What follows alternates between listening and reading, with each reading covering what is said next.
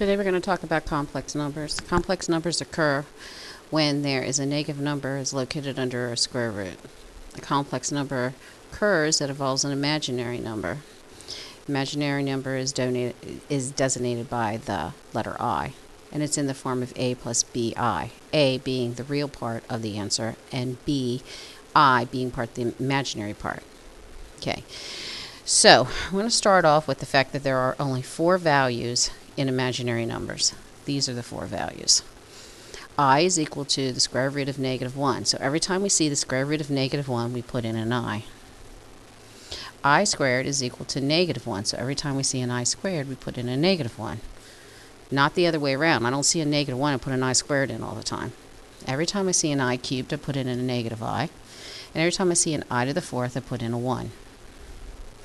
So what happens when I have an I to the 45th? Well, do not put it in your calculator and raise I to the 45th because you're going to get a large answer that's incorrect. Since there are only 4 values, what you're really doing is going through these 4 values and counting 45 times. So I'm going through these counting 45 times. It'll be 11 times. 1, 2, 3, 4, 5, 6, 7, 8, 9, 10, 11. And then on the 45th time, I'm going to land right there. That means that my answer is I. It's worth I. Now, there's an easier way of doing it. For example, in the next one, I don't want to go through 102 times. So if I took the 45 as the exponent and I divided it by 4, I would have found out it went through 11 times and there was 1 out of 4 times left over. That's where I got the 1 out of 4. If I take the 102 and divide it by 4, because there's only 4 choices,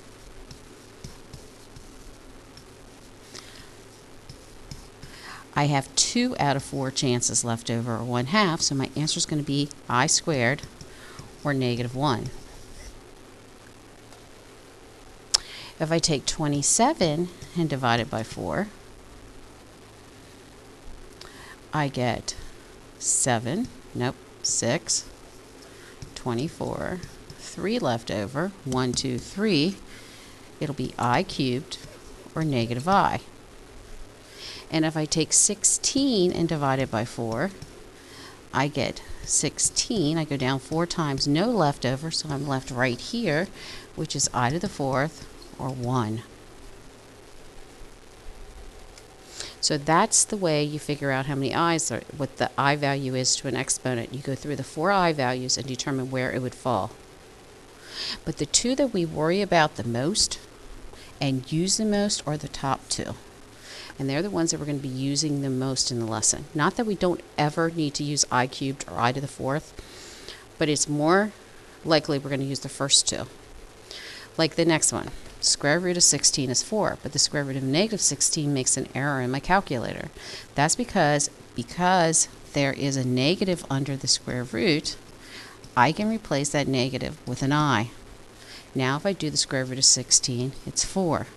If I'm using both the primary and the secondary, it's plus or minus 4. If I'm only using the primary, it's 4I.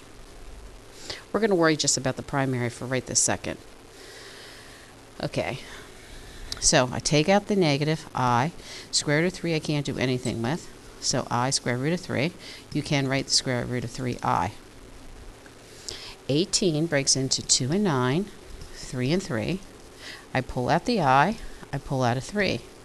3I square root of 2. So I'm doing it just like radicals and when I'm breaking them down. But what I am doing is I'm bringing out that I so I can continue on. I pull out an I, and the square root of 25 is 5. So 2 minus 5I. Finished. Real, imaginary. That's what I want. Pull out an I. 50 breaks into 5 and 10, 2 and 5. I can pull out a 5. So 3 plus 5I square root of 2. Square root of 12. 3 and 4, 2 and 2. 4 minus I, pull out a 2, square root of 3 over 2. This 2 can go into the 4 and the 2, so I can reduce. and I get 2 minus I square root of 3. That's how we simplify. Adding and subtracting complex numbers. Their i's are just like x's. If it has an I, you can add it to an I. If it has an I squared, you can add it to an I squared. Okay, so 4 plus negative 2 is 2, and negative 3i plus 5i is 2i. I like to change these to i's first because they're easier to add, because otherwise I'd have to find the same radican. And the square root of 25 is 5, and the square root of 16 is 4. So 4 plus 6 is 10, and 5i minus 4i is 1i. When I do subtraction, I have to change the sign, change the sign, change the sign as I go across. Now 3i and negative 5i is negative 8i, 7i plus 4i is 11i. I'm going to break this down into 4 and 3, 2 and 2. So I get 3 plus 2i square root of 3, change the sign, change the sign, change the sign, plus 2, plus, pull out an I, 3 and 9, 3 and 3, 3i square root of 3. So 3 plus 2 is 5, and 2i square root of 3 plus 3i square root of 3 is 5i square root of 3. And if you'd like to pull out that 5 for the GCF and do 1 plus I square root of 3 times 5, that's fine. Or the other answer is fine as well.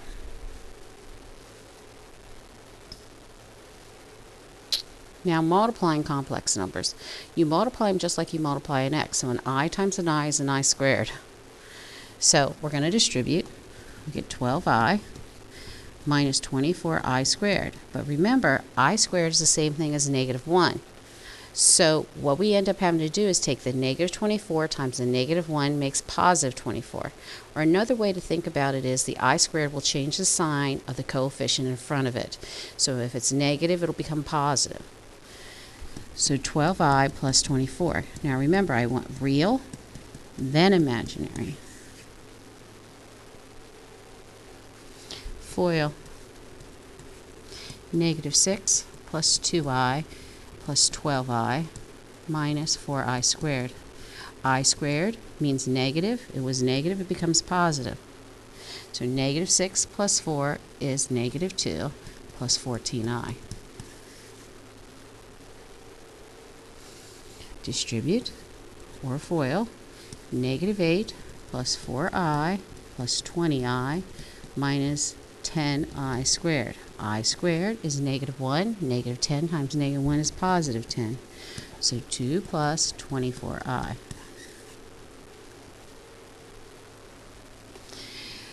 I comes out, the square root of 25 is 5.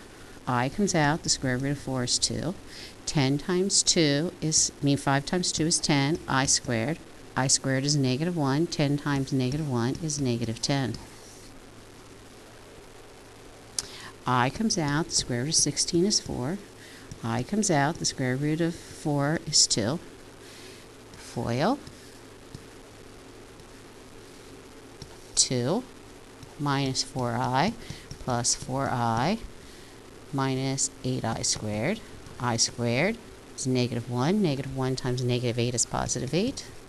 The 4 i's drop out, so 10 is my answer.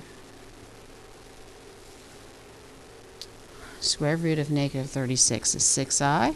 The square root of negative 25 is 5i. Well, I read 25. Let's go back to 5i. Distribute.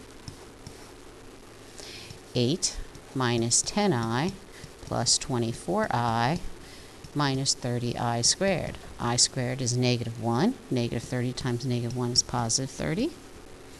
So 8 and 30 is 38. Negative 10i plus 24i is 14i.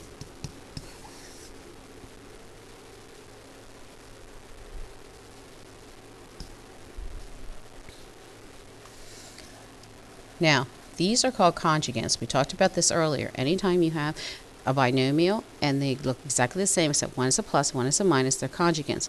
The good thing about conjugates are the middles will always drop out. That's why we need to use them when we're rationalizing the denominator, just like when we rationalize the radicals denominators. So let me show you. 16 negative 12i plus 12i minus 9i squared, which becomes positive 9. They drop out, and I end up with 25. No i's anymore.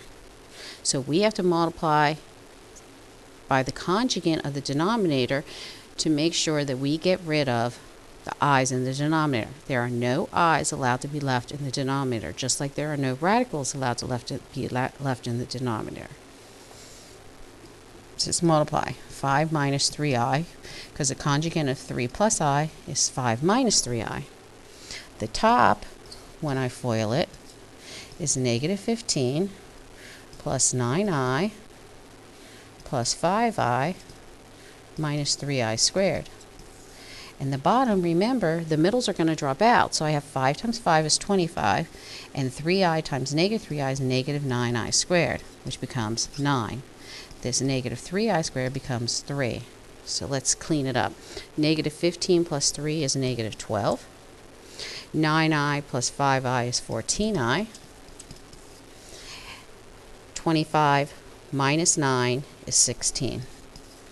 12, 14, and 16 are all divisible by 2. Negative 6, 7, and 8. So negative 6 plus 7i over 8.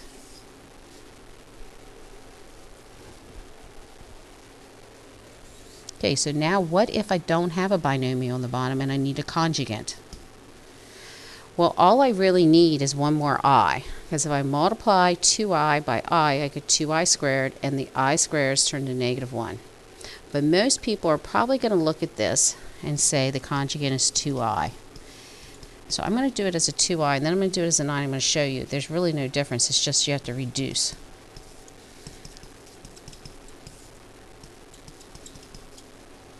I squared is negative 1, so it's 6i minus 8.